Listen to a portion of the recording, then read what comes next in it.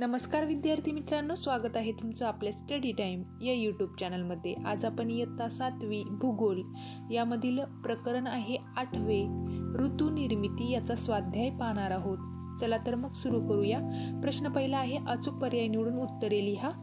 सूर्याचे भासमान भ्रमण होते म्हणजेच सूर्य वर्षभरात उत्तरेकडे व दक्षिणेकडे सरकत असल्याचा भास होतो। हे विधान पूर्ण करून लिहायचं आहे। दुसरं विधान आहे, पृथ्वीचा आस कललेला नसता तर पृथ्वीवर वेगवेगळ्या अक्षवृत्तांच्या भागात वर्षभर हवामान तेच राहिले असते। अशा प्रकारे हे विधान पूर्ण करायचं आहे। ई पर्याय आहे।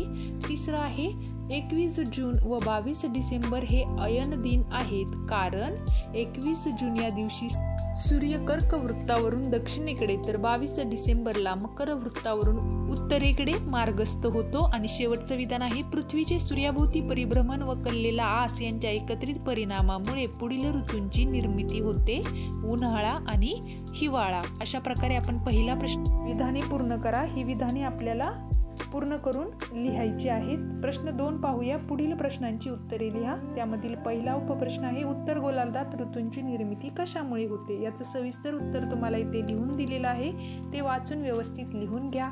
चॅनलवर नवीन असाल तर आपल्या स्टडी टाइम या यूट्यूब चॅनलला नक्की सबस्क्राईब करा, एक लाईक करायला विसरू नका आणि तुम्हाला कोणत्या विषयाचा स्वाध्याय हवा आहे हे आम्हाला कमेंट करून नक्की सांगा।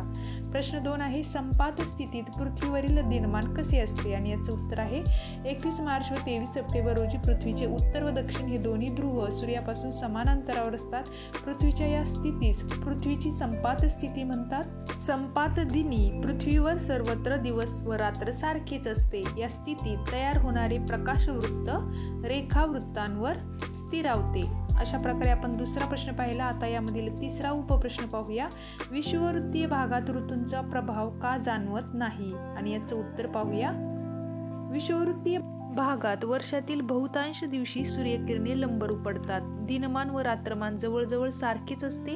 विषुववृत्तीय प्रदेशात वर्षभरातील विविध काळात सूर्यापासून मिळणाऱ्या उष्णतेत विशेष फरक पडत नसल्यामुळे हवामानाच्या स्थितीत फारसा फरक पडत नाही।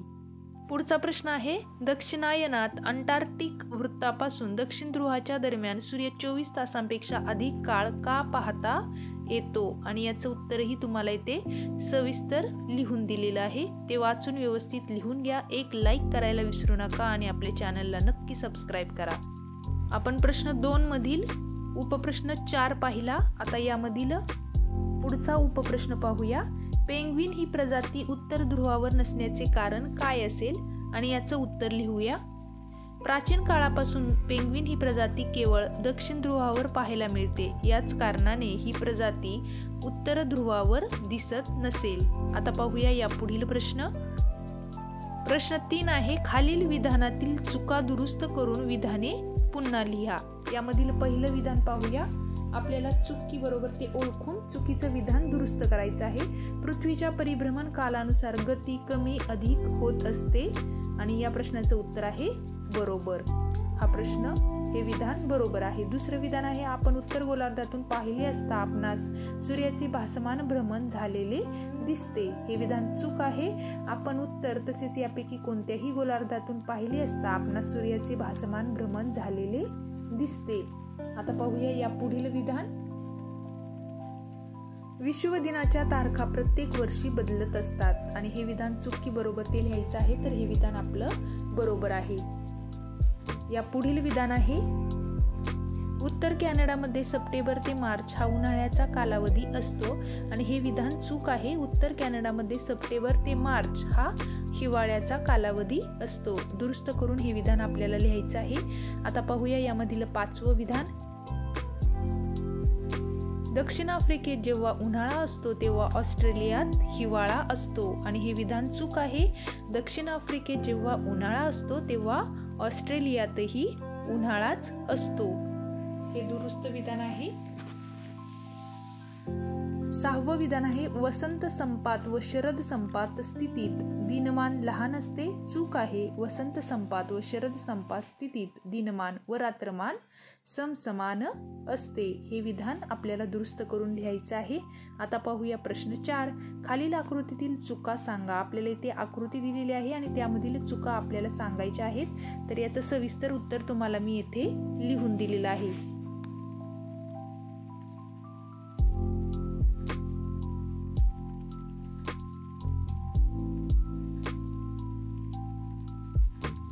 पुढचा प्रश्न 5 आहे. आपल्याला दक्षिण गोलार्धातील ऋतुचक्र दर्शवणारी आकृती काढायची आहे. तर आपल्याला पुस्तकात पान नंबर 47 वर ही आकृती दिलेली आहे. ती पाहून ती आकृती आपण वहीत काढायची आहे. अशा प्रकारे आपण हा स्वाध्याय पाहिला. परत भेटू अशाच नवीन स्वाध्यायामध्ये.